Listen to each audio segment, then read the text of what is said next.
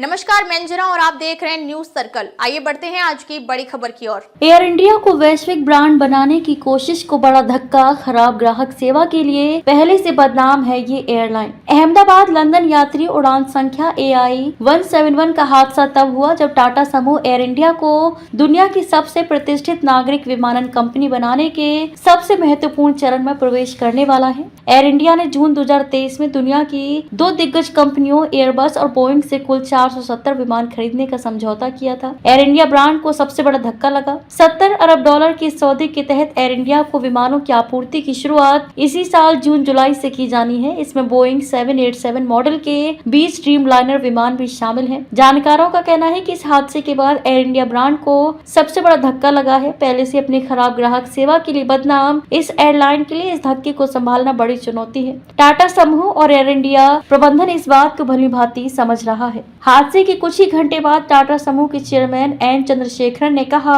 कि इस दुर्घटना से हम काफी आहत हैं। इस समय कोई भी शब्द हमारे दुख को व्यक्त नहीं कर सकता। जो लोग इस दुर्घटना में मारे गए हैं या जो लोग घायल हुए हैं, हम उनके व उनके परिजनों के प्रति अपनी संवेदना व्यक्त करते हैं। मृतकों के परिजनों को 1-1 करोड़ रुपए देगा टाटा समूह। हादसे में मारे गए सभी लोगों के परिजनों को टाटा समूह 1-1 करोड़ रुपए देगा। जो लोग घायल हुए हैं उनकी चिकित्सा का पूरा खर्च भी कंपनी उठाएगी और अन्य आवश्यक मदद भी देगी।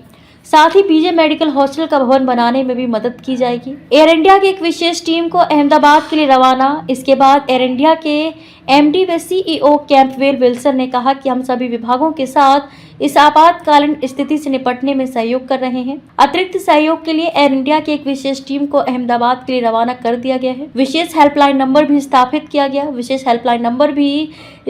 किया गया है ताकि पीड़ितों के परिजन संपर्क साध सकें।